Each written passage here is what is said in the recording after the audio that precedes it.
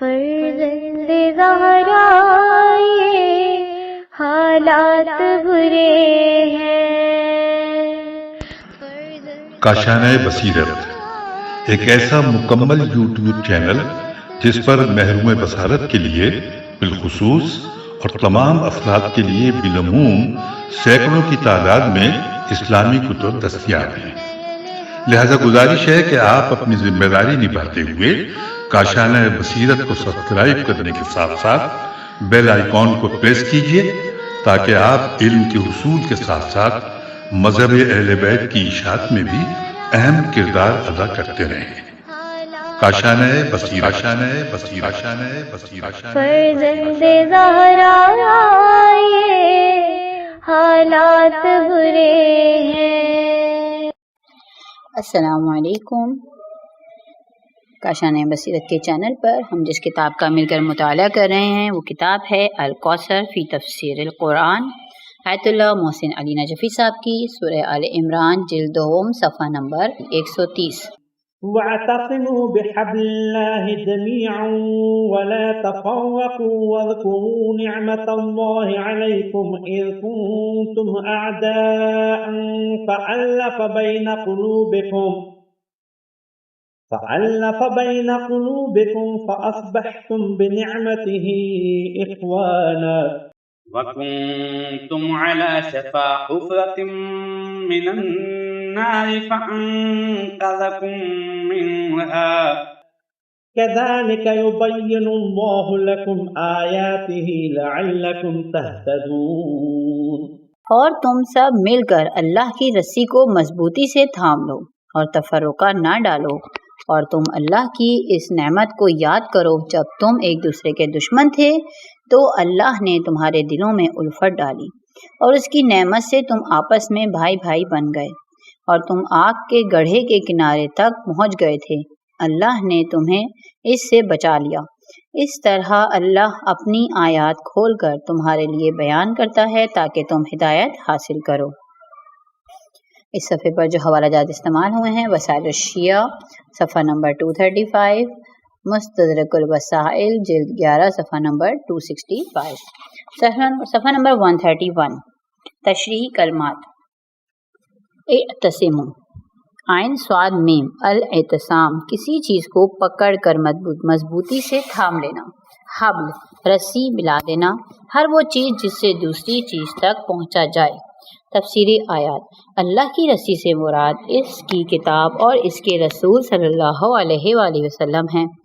بعض احادیث کے علاوہ سابقہ آیت 101 اس بات کی دلیل ہے جس نے فرمایا تتلی علیکم آیات اللہ وفیکم رسولہ، تمہیں اللہ کی آیات سنائی جا رہی ہیں اور تمہارے درمیان اللہ کا رسول بھی موجود ہے۔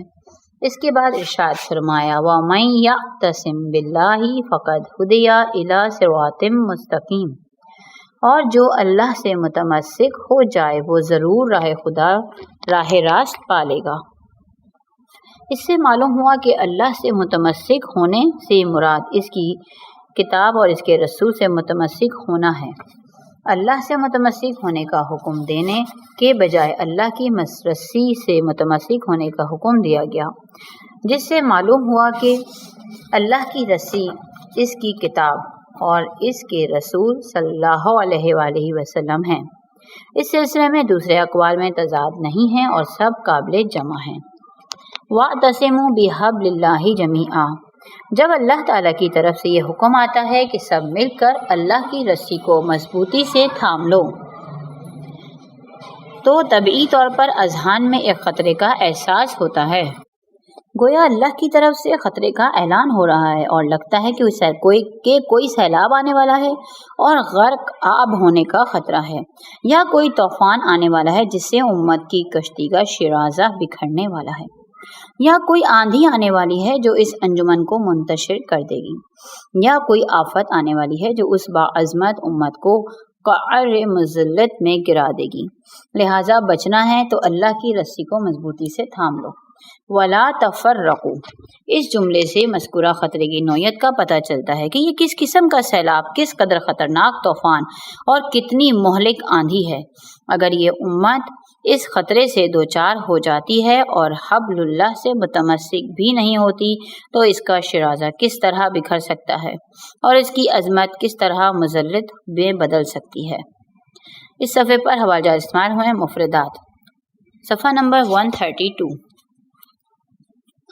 خطرہ یہ ہے کہ امت مسلمہ قرآن و رسول صلی اللہ علیہ وسلم کی تعلیمات کی روشنی میں اپنے دستور حیات کو چھوڑ کر جزئیات اور فروعات میں منہمک نہ ہو جائے، دین سے زیادہ مسلک عزیز نہ ہو جائے، ایمان پر قوی عصبیت غالب نہ آ جائے، قرآن پر نسلی و لسانی رجحانات کا غلبہ نہ ہو جائے اور سنت رسول صلی اللہ علیہ وسلم پر گروہی مفادات غالب نہ آ جائیں۔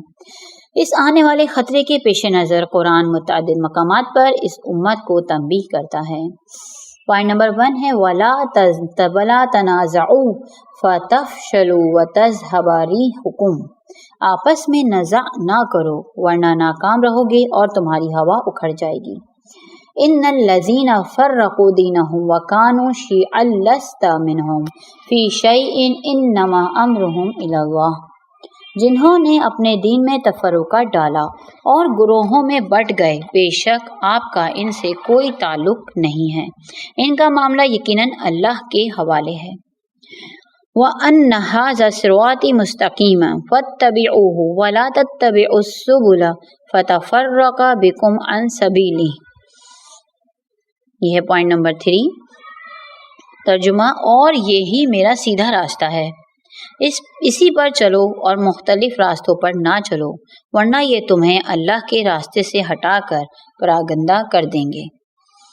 پوائنٹ نمبر 4 وَلَا تَكُونُوا كَالَّذِينَ تَفَرَّقُوا وَاخْتَلَفُوا مِن بَعْدِ مَا جَاءَهُمُ الْبَيِّنَاتُ، اور تم ان لوگوں کی طرح نہ ہونا جو واضح دلائل آ جانے کے بعد بٹ گئے اور اختلاف کا شکار ہوئے۔ پوائنٹ نمبر 5 ہے فَمَن يَكْفُرْ بِالطَّاغُوتِ وَيُؤْمِن بِاللَّهِ فَقَدِ اسْتَمْسَكَ بِالْعُرْوَةِ الْوُثْقَىٰ لَا انفِصَامَ لَهَا، پس جو طاغوت کا انکار کرے اور اللہ پر ایمان لائے، بتحقیق اس نے نہ ٹوٹنے والا مضبوط سہارا تھام لیا ہے۔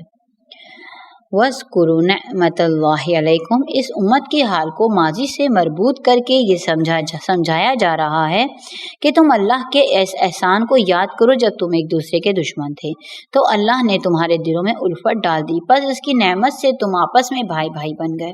ایک قیمتی تجربہ ہے کہ اللہ کی مضبوط رسی کو تھامنے سے پہلے آگ کے گڑھے کے کنارے کھڑے تھے اور کفر اور گمراہی اور دشمنی کے شعلوں کی لپیٹ میں تھے۔ اسلام کے زیر سایہ آنے کے بعد امن و محبت اور سکون و اطمینان کی فضا اور اسلامی اخوت و برادری کے پرکیف ماحول میں تمہاری یہ سرگزشت تمہارے سامنے ہے۔ اس کی روشنی میں اپنے مستقبل کا حال بھی متعین کرو۔ اس صفحے پر جو حوالہ جات استعمال ہوئے ہیں سورہ انفال آیت نمبر 46، سورہ انعام آیت نمبر 159، سورہ انعام آیت نمبر 153، سورہ آل عمران آیت نمبر 105، سورہ بقرہ آیت نمبر 256۔ صفحہ نمبر 133۔ مستقبل کا حال بھی متعین کرو اور خبردار رہو کہ کہیں لا علمی کی وجہ سے آگے کے گڑھے کے کنارے کی طرف دوبارہ پلٹ نہ جاؤ۔ یہ حدیث ہے امام زین العابدین علیہ السلام سے منقول ہے کہ حبل اللہ سے مراد قرآن ہے۔ تفسیر عیاشی میں مذکورہ ہے کہ حضرت امام محمد باقر علیہ السلام نے فرمایا آل محمد ہم حبل اللہ الذی امر بالاعتصام بہ، آل محمد ہی وہ حبل اللہ ہیں جن سے متمسک ہونے کا حکم قرآن میں آیا ہے۔ حضرت امام جعفر صادق علیہ السلام سے ابان بن تبلغ اور ابو حفص الصانع روایت کرتے ہیں کہ آپ نے فرمایا نحن حبل اللہ ہم ہیں۔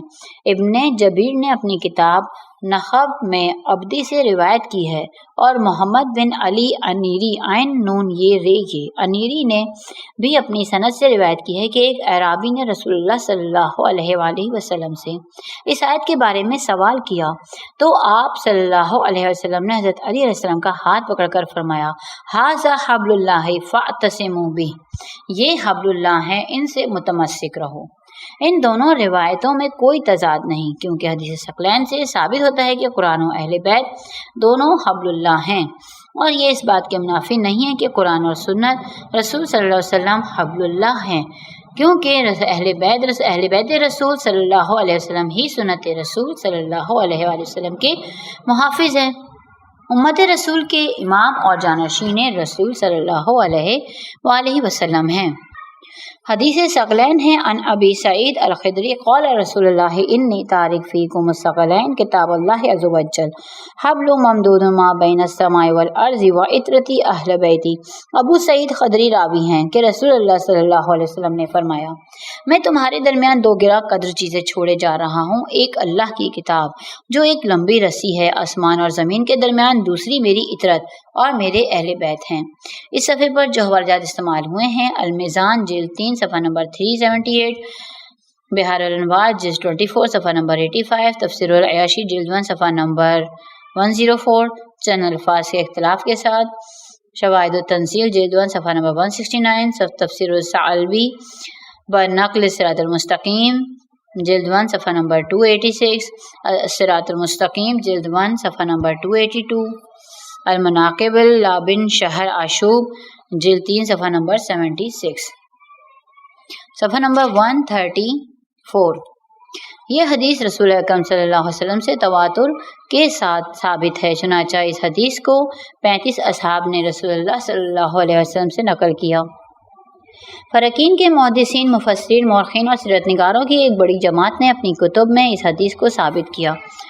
تفصیل اس کے لیے ملاحظہ ہو ابقات الانوار اور ملحقات الاحقاق الحق۔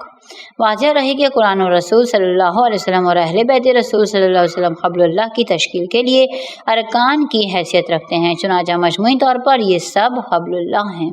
اہم نکات: اسلام کو سب سے زیادہ خطرہ فرقہ پرستی سے لاحق ہے۔ نمبر 2، قرآن مسلمانوں کو مسلک پرستی، گروہی مفادات اور نسلی تعصب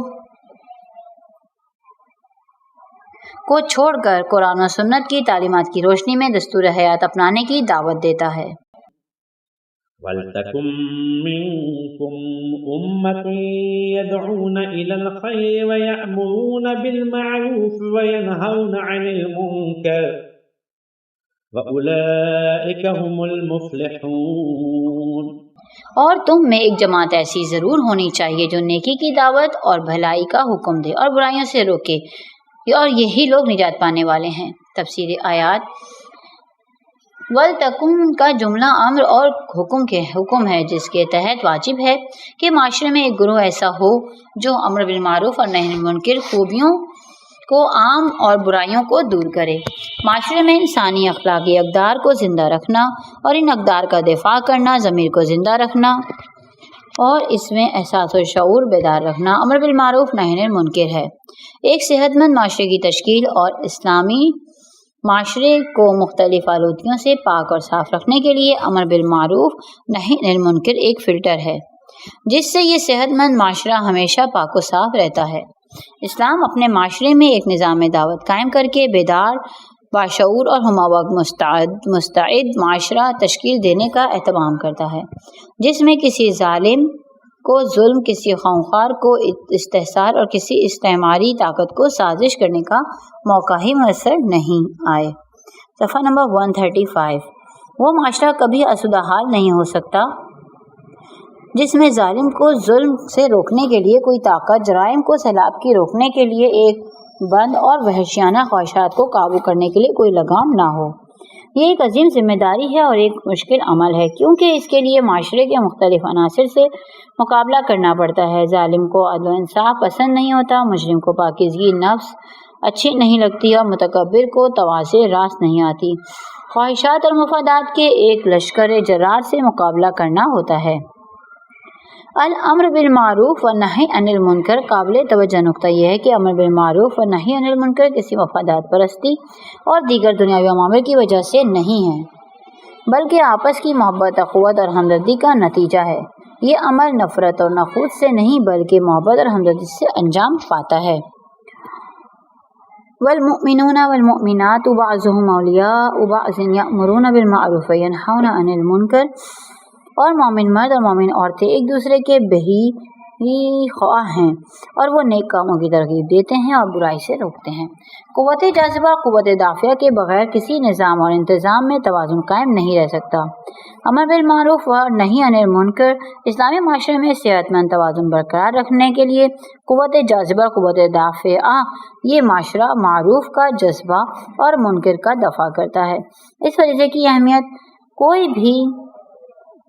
کی اہمیت یہ ہیڈنگ ہے، کوئی بھی نظام اور قانون خواہ کتنا ہی جامع اور مفید کیوں نہ ہو اس قوت تک نتیجہ خیز نہیں ہوتا جب تک وہ عملی نفاذ کی صورت اختیار نہ کرے۔ چنانچہ دنیا کے تمام نظام ہائے اجتماعی کو قانون اور قانون نافذ کرنے والے اداروں کی ضرورت ہوتی ہے اور انہی اداروں سے قانون اور نظام قائم رہتا ہے۔ درج ذیل احادیث میں امر بالمعروف و نہی عن منکر کی اسی اہمیت کو بیان فرمایا گیا۔ حضرت امیر المومنین علیہ السلام سے روایت ہے، وَمَا أَعْمَالُ الْبِرِّ كُلَّهَا وَالْجِهَادُ فِي سَبِيلِ اللَّهِ عِنْدَ الْأَمْرِ بِالْمَعْرُوفِ وَالنَّهْيِ عَنِ الْمُنكَرِ إِلَّا كَنَفْسَةٍ فِي بَحْرٍ لُجِّيٍّ۔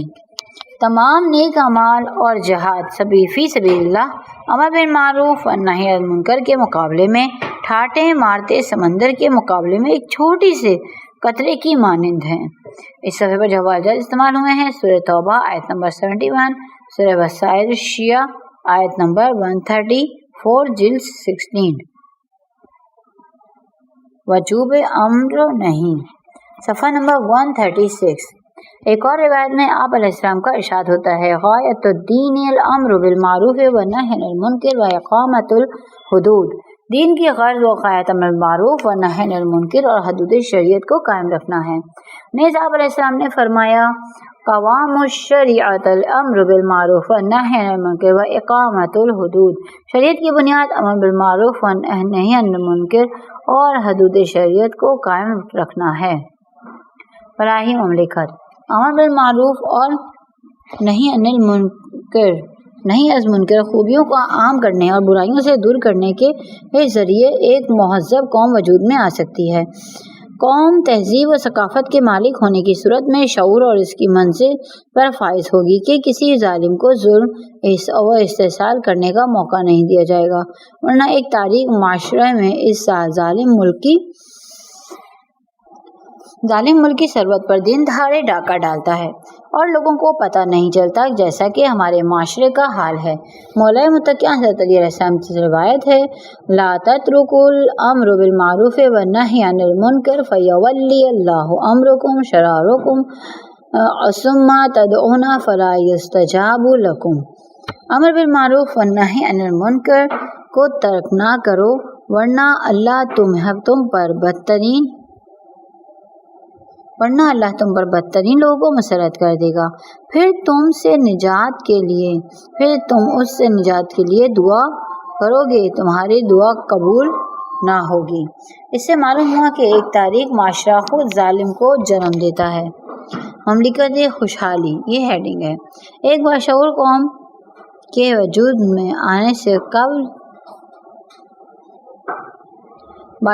کے وجود میں آنے سے استحصالی اور طبقاتی نظام کو تقویت نہیں ملے گی، نتیجتاً اس کی زمین آباد ہوگی جس سے رزق کی فراوانی ہوگی اور ملک کا دفاعی نظام بھی طاقتور ہوگا۔ اس سلسلے میں حضرت امام محمد باقر علیہ السلام سے روایت ہے، ان الامر بالمعروف والنہی عن المنکر سبیل الانبیاء ومنہاج الصلحاء فریضۃ عظیمۃ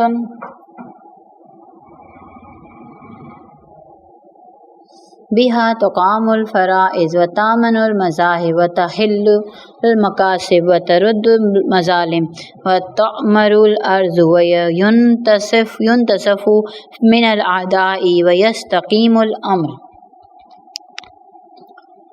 اس حدیث کا اردو ترجمہ ہے یہ کہ امر بالمعروف و نہی عن المنکر انبیاء علیہ السلام کا راستہ، صالح لوگوں کی روش اور عظیم ذمہ داری ہے جس سے واجبات کی ادائیگی ہوتی ہے، گزرگاہوں میں امن ملتا ہے اور کمائی حلال کی ہو جاتی ہے، ظلم کا مداوع ہو جاتا ہے۔ اس صفحے پر جو حوالے جات استعمال ہوئے ہیں مستدرک الوسائل جلد 12 صفحہ نمبر 185، باب وجوبها و تحریم و ترکہما، غرر الحکم صفحہ نمبر 334 الفصل الثانی فی الامر بالمعروف والنہی، غرور الحکم صفحہ نمبر 332 الفصل الثانی فی الامر بالمعروف والنہی، اصول کافی جلد 7 صفحہ نمبر 51 باب صدقات النبی، صفحہ نمبر 137۔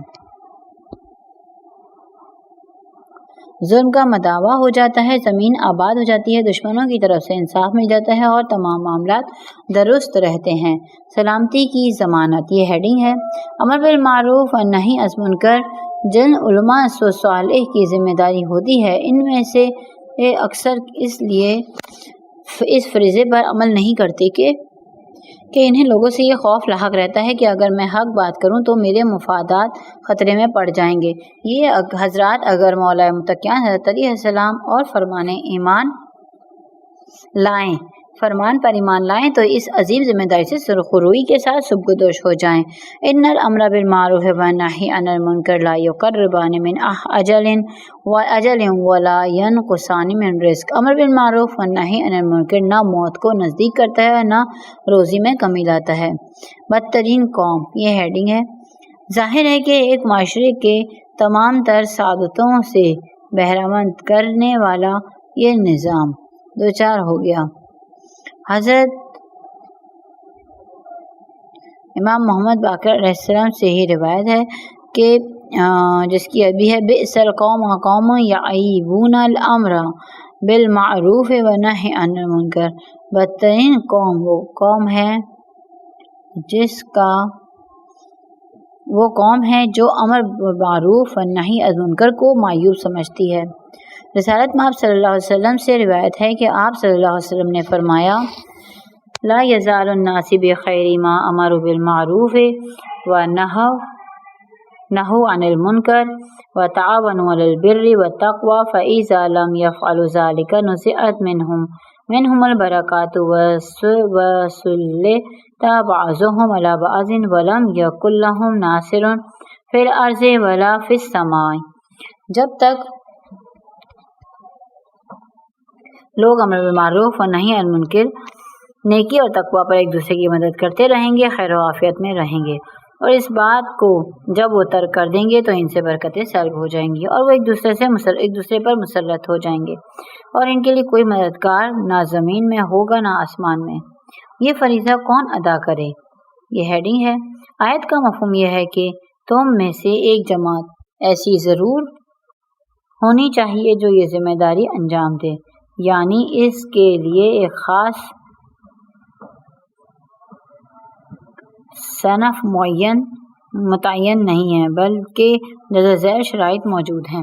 اس صفحے پر جو حوالات استعمال ہوئے ہیں: اصول کافی جلد 5 صفحہ نمبر 55، وسائل الشیعہ جلد 12 صفحہ نمبر 134، نہج البلاغہ کلمات قصار 374، اصول کافی جلد 5 صفحہ نمبر 57، التہذیب جلد 2 صفحہ نمبر 172 176، وسائل الشیعہ 16 صفحہ نمبر 176، التہذیب جلد 6 صفحہ نمبر 181، مستدرک الوسائل جلد 16 صفحہ نمبر 123، صفحہ نمبر 138۔ نمبر 1 پوائنٹ ہے معروف و منکر کو جانتا ہے وہ، اگر نہیں جانتا تو واجب نہیں، البتہ منکر و معروف کا سیکھنا واجب ہے۔ نمبر 2 نیکی کا حکم دینے اور برائی سے روکنے کی صورت میں اثر پذیری کا امکان ہو، اگر مخاطب پر کسی قسم کے اثر کا امکان نہیں ہے تو واجب نہیں، البتہ برائی سے دل میں کراہت رکھنا بعض فقہا احتیاطاً واجب سمجھتے ہیں۔ نمبر 3 پوائنٹ منکر کا ارتکاب کرنے والا خود اس سے باز نہ آ رہا ہو، اگر خود سے باز آنے کے آثار سامنے آ جائیں تو واجب نہیں ہے۔ پوائنٹ نمبر 4 معروف اور منکر خود پر بھی نافذ ہو، اگر خود پر کسی وجہ سے نافذ نہ ہو تو واجب نہیں، مثلا اشتباہ کی وجہ سے وہ کسی حرام چیز کو حلال سمجھ رہا ہو یا دوائی کے طور پر ایک حرام چیز کھانے پر خود مجبور ہو تو اس سے دوسروں کو منع کرنا واجب نہیں۔ پوائنٹ نمبر 5 اس عمل کے انجام دینے کی وجہ سے ناقابل تحمل ضرر نہ پہنچتا ہو، واضح رہے کہ امر بالمعروف و نہی عن منکر اپنے اہل خانہ کے بارے میں زیادہ تاکید سے واجب ہے۔ عزاداری اور امر بالمعروف و نہی عن منکر۔ سید الشہداء حضرت امام حسین علیہ السلام کے روضہ اقدس کے زائر قبر مطہر کی طرف رخ کر کے اپنی زیارت میں سلام کے بعد حضرت امام حسن عسکری علیہ السلام کے فرمان کے مطابق یہ جملے ادا کرتا: اشہد انک قد اقمت الصلاۃ وآتیت الزکاۃ وامرت بالمعروف ونہیت عن المنکر۔ خود سید الشہداء علیہ السلام سے اس کا ترجمہ ہے: میں گواہی دیتا ہوں کہ آپ نے نماز قائم کی اور زکوٰۃ ادا کی اور امر بالمعروف و نہی عن منکر فرمایا۔ خود سید الشہداء علیہ السلام سے روایت ہے کہ آپ علیہ السلام کربلا کے راستے میں فرمایا کرتے تھے: اريد ان امر بالمعروف ونہی عن المنکر واسیر بصیرۃ جدی و ابی۔ میں امر بالمعروف و نہی عن منکر کرنا چاہتا ہوں، اپنے نانا اور اپنے پدر بزرگوار کی سیرت پر چلنا چاہتا ہوں۔ اہم نکات ہیں: نمبر 1، امر بالمعروف و نہی عن المنکر استحکام نظام اور صحت مند معاشرے کی بنیاد ہے۔ نمبر 2، بدترین قوم وہ ہے جو امر بالمعروف و نہی عن منکر سے کراہت کرے۔ اس صفحے پر جو حوالے جات استعمال ہوئے ہیں: اصول کافی، صفحہ جلد 4 صفحہ نمبر 570، باب زیارت، بحر الانوار، جلد 44 صفحہ نمبر 328۔ ولا تكونوا كالذين تفرقوا واختلفوا من بعد ما جاءهم البينات وأولئك لهم عذاب عظيم۔ اور تم ان لوگوں کی طرح نہ ہونا جو واضح دلائل آ جانے کے بعد بٹ گئے اور اختلاف کا شکار ہوئے، اور ایسے لوگوں کے لیے بڑا عذاب ہے۔ تفسیر آیات۔ سابقہ آیت میں بھی ذکر کیا گیا ہے کہ قرآن آئندہ وقوع پذیر ہونے والے حالات کے پیش نظر امت کو پیش آنے والے حادثات سے قبل از وقت خبردار کرتا ہے۔ قرآن جب بھی کسی معاملے میں تاکیدی جملوں کے ساتھ تنبیہ کرتا ہے تو یہ اس بات کی علامت ہوتی ہے کہ یہ حادثہ پیش آنے والا ہے یا اس واقعے کا ارتکاب ہونے والا ہے۔ چنانچہ زیادہ دیر نہیں ہوئی تھی کہ حضور صلی اللہ علیہ وسلم کی حیات کے آخری ایام میں ہی یہ اختلاف خود بخود حضور صلی اللہ علیہ وسلم کے سامنے شروع ہوا، اور اختلاف اس قدر بڑھ گیا کہ رسول اللہ صلی اللہ علیہ وسلم نے ان اختلاف کرنے والوں کو اپنی بارگاہ سے قوم انہی کہہ کر نکال دیا۔ ملاحظہ ہو صحیح بخاری جلد 2 صفحہ نمبر 846، کتاب المرضی حدیث صفحہ نمبر 569، صحیح مسلم باب ترک الوصیہ جلد 2 صفحہ نمبر 42۔ اس میں وہ اختلاف و افتراق بھی شامل ہے جو قطعی نص کے مقابلے میں ذاتی رائے پر عمل کے ذریعے اجتہاد کے نام سے ہوا کرتا ہے۔ احادیث رسول صلی اللہ علیہ وسلم ہے: افترقت الیہود علی 71 فرقۃ وتفرقت النصارى على 72 فرقۃ وتفترق امتی علی 73 فرقۃ۔ یہودی 71 فرقوں میں بٹ گئے اور نصاری 72 فرقوں میں، اور میری امت 73 فرقوں میں بٹ گئی ہے۔ یہ روایت مختلف عبارات میں مستند شیعہ کتب اور صحیح اہل سنت میں مذکور ہے۔ بعض روایات کے آخر میں ہے: کلہم فی النار الا واحدا، سب فرقے دوزخی ہوں گے سوائے ایک فرقے کے۔ اس صفحے پر جو حوالہ جات استعمال ہوئے ہیں: سنن ابن ماجہ باب افتراق الامم، صحیح ترمذی، سنن ابن داؤد باب شرح السنہ، صفحہ نمبر 140۔ رسول اکرم صلی اللہ علیہ وآلہ وسلم سے مروی ہے: کل ما کان فی الامم السالفۃ فانہ یکون فی ہذہ الامہ والنعل بالنعل والقزۃ بالقزۃ۔ سابقہ امتوں میں جو کچھ رونما ہوا وہ اس امت میں بھی ثابت قدم اور نشانہ بہ نشانہ رونما ہوگا۔ امت میں بھی قدم با قدم اور نشانہ بہ نشانہ رونما ہوگا۔ یہ روایت بھی تفسیر قمی، اکمال الدین اور صحیح ترمذی وغیرہ میں مختلف عبارتوں سے مذکور ہے۔ رسول اللہ صلی اللہ علیہ وآلہ وسلم نے کے بعد پیش آنے والے واقعات کے بارے میں مزید توضیح کے لیے سورہ آل عمران کی آیت 144 کے ذیل میں ملاحظہ فرمائیں۔ اہم نکات ہیں: نمبر 1، عالم اسلام کی پسماندگی، مسائل اور مشکلات کا سب سے بڑا سبب فرقہ پرستی ہے۔ نمبر 2، فرمان رسول کی غلط توجیہ اور افتراق کی ابتدا رسول اللہ صلی اللہ علیہ وسلم کی زندگی کے آخری لمحات میں ہوئی۔ يوم تبيض وجوه وتسود وجوه فأما الذين اسودت وجوههم أكفرتم بعد إيمانكم فذوقوا العذاب بما كنتم تكفرون وأما الذين ابيضت وجوههم ففي رحمة الله هم فيها خالدون۔ قیامت کے دن کچھ لوگ سرخرو اور کچھ لوگ سیاہ رو ہوں